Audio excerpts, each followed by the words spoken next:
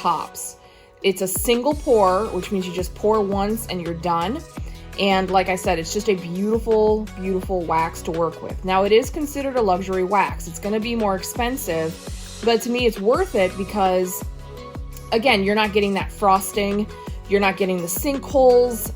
You just melt it to the right temperature, mix your fragrance, pour it, and you're done.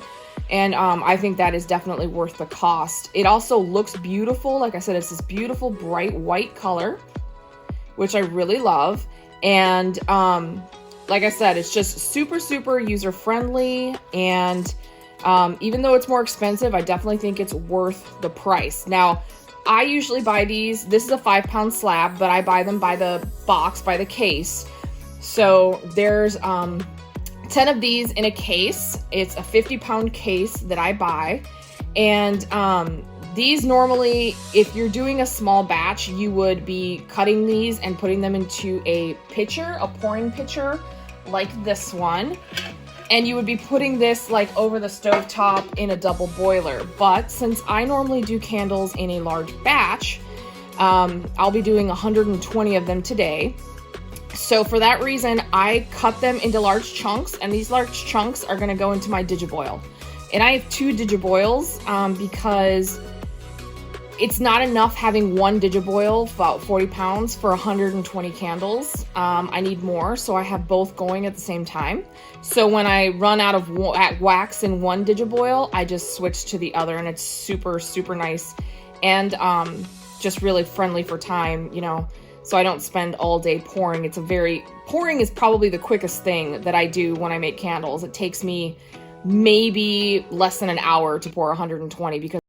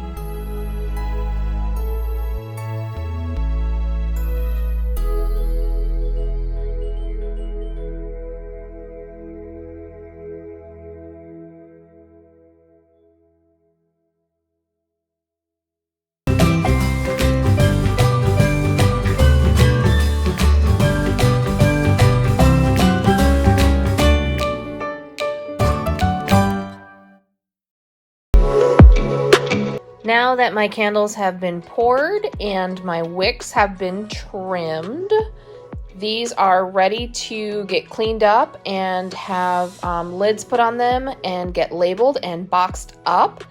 And yes, I do cut my wicks pretty short. I find that since I'm using a booster on these are Wooden Wick Co's 0.5 inch 03 crackling booster wicks. And so since it has a booster on it, I do like to cut it short. If it's tall, the flame will be too big.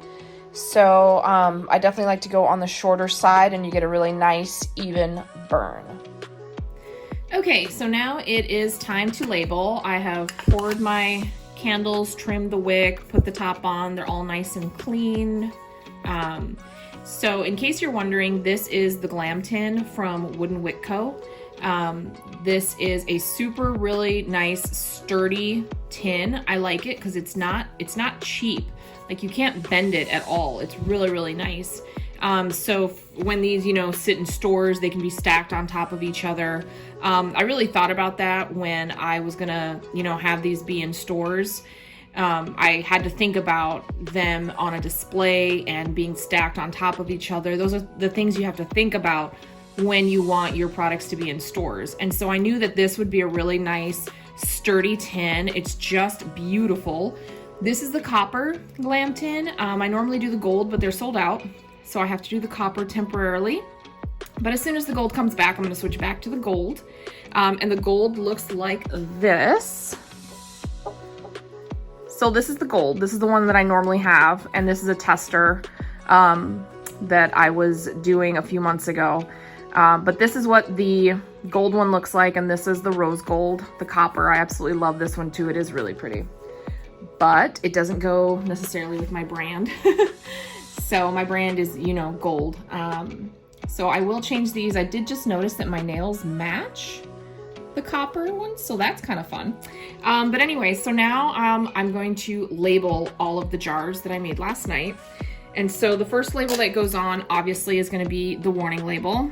You have to have that. So we have our warning label at the bottom. The next label that goes on is the scent name. And so the scent name just kind of goes across, and then I go like that. And so we have our scent name. And then the last part is I have these little wax seals that I have made, and I can leave the description below to the artist on Etsy that does them. But so then this is my final product. And then now after we're done labeling them, we're gonna put them in their boxes. Okay, so now we're on to packaging. And so these are my boxes. Each scent has its own color. So the scent that we're going to do right now is this one, Valencia Sunset. And these boxes are really great. They are from a company called yourboxsolution.com. And I will leave a link down below to them, and I will let you know what size this box is, but it does fit the aura perfectly.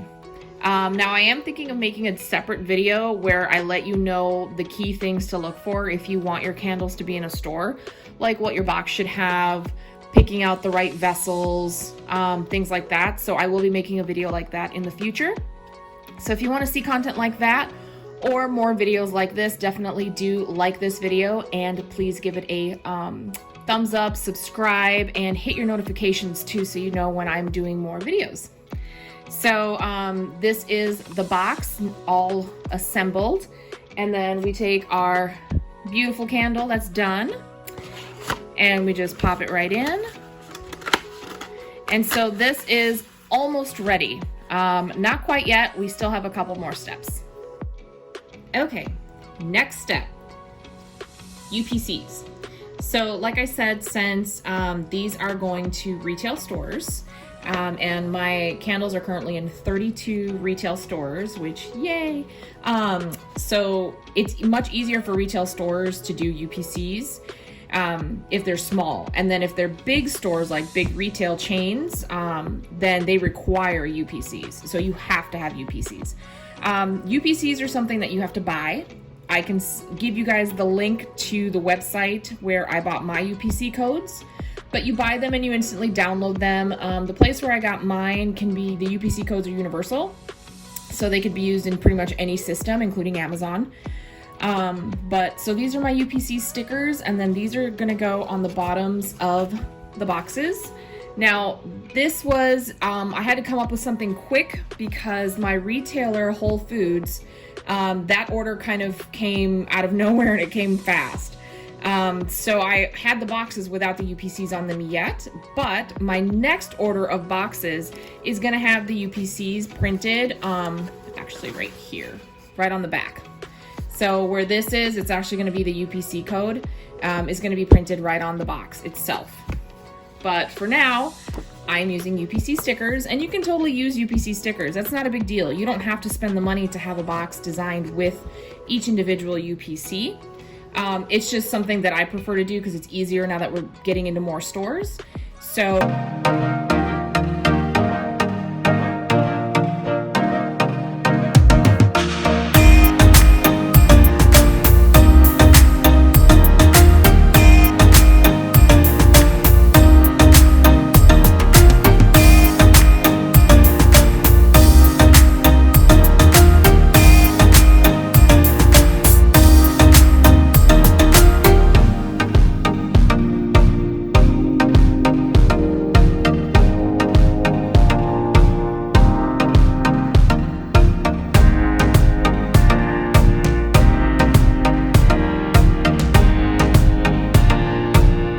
every time a store orders from me, they'll say, I want 1 case pack of, and whatever the fragrance is, and this is the box that they receive. And so then I go a step further and I label the case pack, my logo, my website, the purchase order number. So this is blank. I write this in with a Sharpie. Because every retailer is a little different, but they all have purchase order numbers for when they place an order. So I put that on there and I make sure it matches the invoice that I include in the box that ships out. And then I write the name of the fragrance. This is a 9-ounce coconut soy candle, quantity 6, and then the UPC to match. So you don't have to do this step. This is just one step I like to do, especially when I make a lot of these case packs. I just have them on my shelves. And then when a, retailer places an order, I can just be like, oh, okay, they want one of this, one of that, one of that. And then I just have my case packs ready to go and I ship them out the same day. So something you definitely want to think about when you want to do candles for a big retailer. Like I said, lots of things to think about. If you like this video, definitely please give it a thumbs up, subscribe, press the notifications button.